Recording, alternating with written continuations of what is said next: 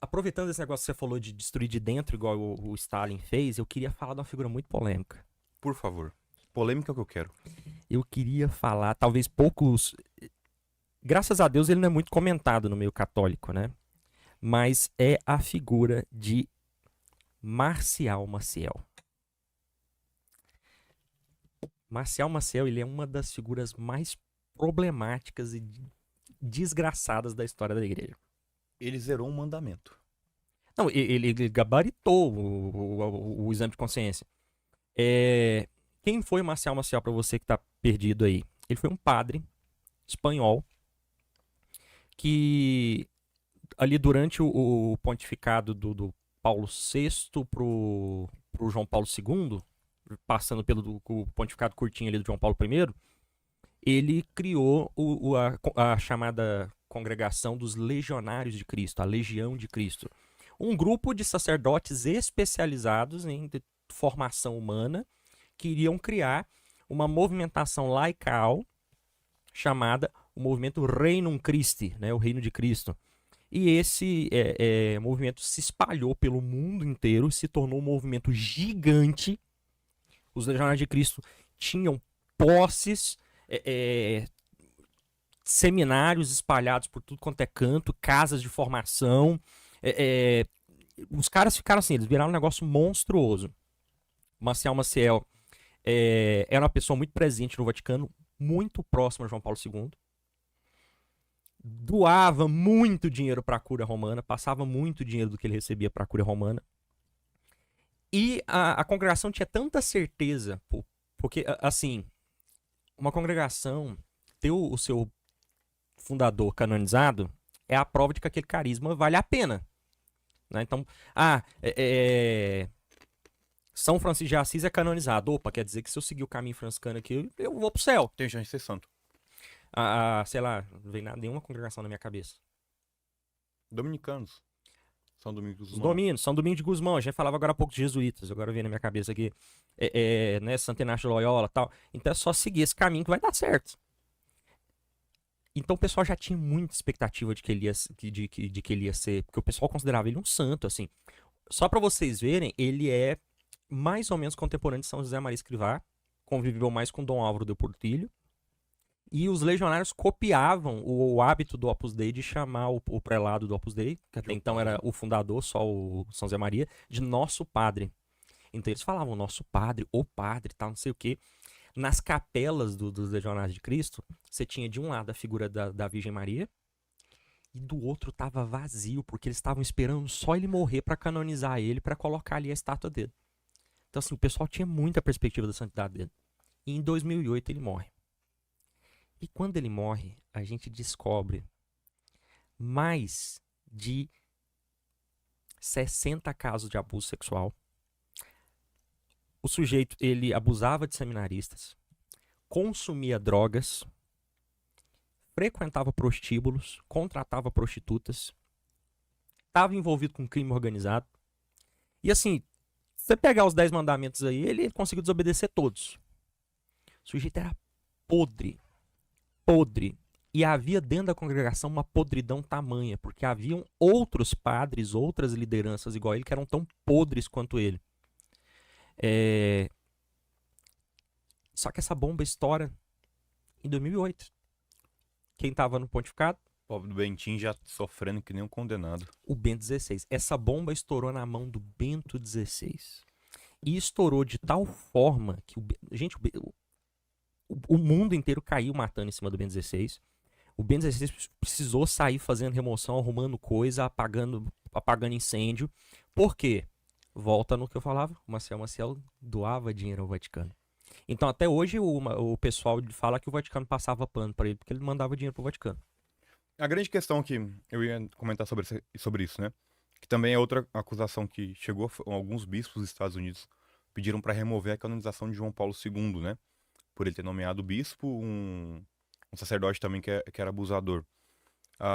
Eu lembro muito bem que, olhando algumas coisas sobre isso na época, e vendo, a gente tem que entender também o contexto de onde ele vem, né? O João Paulo II vem de contexto da Igreja da Polônia, onde que um sacerdote começava a se destacar. O regime comunista, que a gente falava dele agora, começa a lançar umas fake news, para usar o termo de hoje, em que realmente acabava com a figura do sacerdote. Então, na cabeça de João Paulo II funcionava o seguinte: cara, eu tenho um relatório aqui, vamos pegar dos legionários, né? Eu tenho um relatório de um cara que tá mudando o mundo com um carisma, que realmente o carisma dos legionários é fantástico.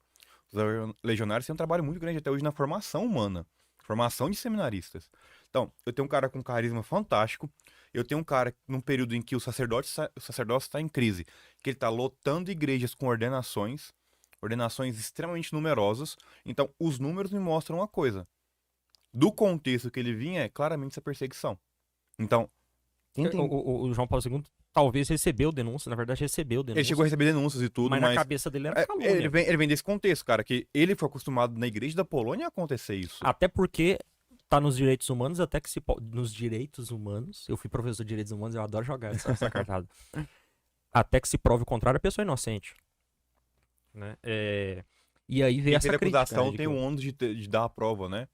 Então, cara, se eu entendo um pouco dessa lógica de João Paulo II, isso infelizmente não faz sentido nenhum. E quando a gente fala de regime comunista, até um dos nomes que você colocou aqui, eu nem vou lembrar quem que é agora, mas... Hitler, quando você coloca Hitler ali, que depois eu tenho um trabalho de queimar a figura de Pio XII associando ele a Hitler, né?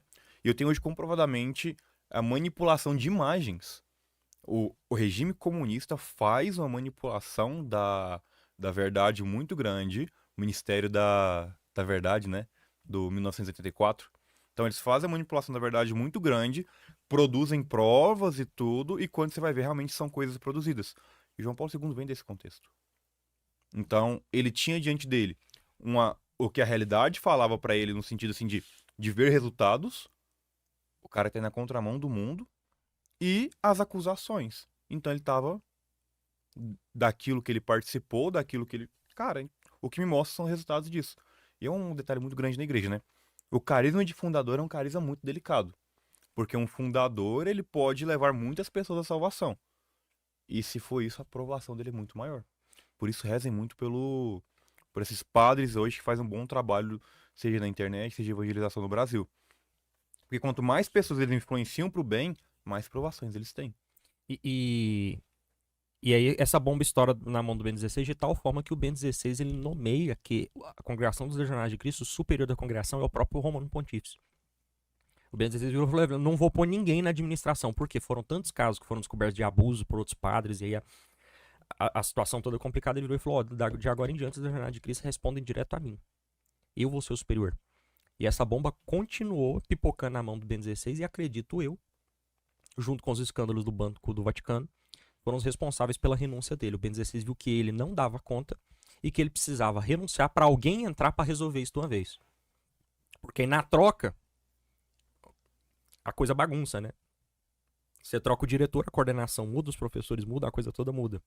Dizem que no final dele como Papa ele nem dormia mais, né? Ele não conseguia mais Pois é. dormir nada à noite. E de fato, o Francisco entrou mexendo em todo mundo. Ele trocou vários bispos, ele expulsou todo mundo do Banco Vaticano, trocou todo mundo. Então, assim, o Francisco ele chega resolvendo o que o Bento não conseguia, né?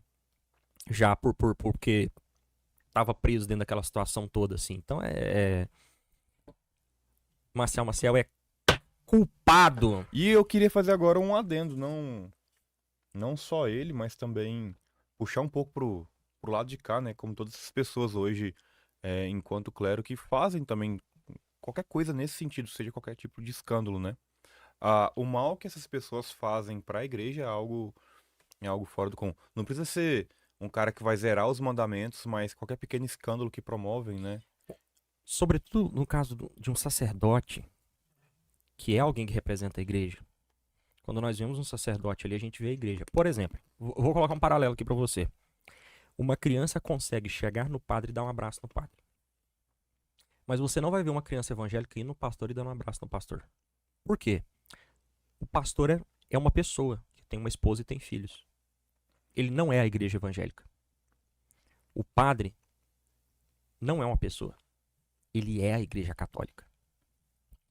E aí quando um padre, e eu comentei isso no programa em que eu saí daqui, que foi o Adeus Homens de Deus. Um padre, quando ele comete algum pecado, algum escândalo, alguma coisa nesse sentido, e aí podemos elencar várias situações aqui. Tinha um formador que eu tive, ele disse o seguinte: é um câncer na igreja. E eu gosto muito dessa expressão, porque ela revela bem o que é. Essa expressão foi muito acertada da parte dele. Porque o que é um câncer? É uma célula que ali dentro ela se atrapalha no processo de regeneração e ela começa a gerar o tumor, ela começa a estragar outras células. Por quê? Uma pessoa que foi abusada tende a virar um abusador. A gente vê casos assim, né?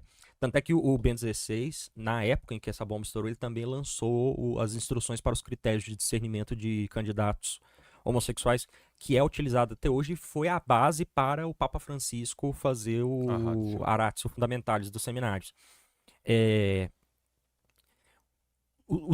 Gente, um padre que faz esses absurdos, um padre que abusa de uma criança, um padre que tem relacionamento homossexual, um padre que adultera, um padre que tem uma mulher, ele não tem ideia do mal que ele vai fazer.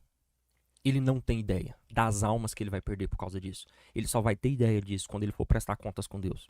Porque é muita alma que ele perde sem perceber. Porque ele é o rosto da igreja. Então é muito pesado isso. E aí eu já coloco aqui junto na pilha, eu ia falar, mas nem quero voltar mais nesse assunto, porque eu já fiquei magoado aqui, Alexandre VI. Alexandre VI também foi um cara que zerou muita coisa. O cara que casou o filho dentro da... O Papa que casou o filho dentro da Basílica. Podre, ele era podre, a família dele era podre, era um bando de rico que queria controlar a igreja. Ele não valia nada. Por causa dele, Martinho Lutero se revolta, né? Usa ali, acusando ele de ser a besta do Apocalipse, e aí consegue fazer o levante de gente. Se tivesse um Papa Santo na época de Lutero, Lutero não tinha feito o barulho que fez, né?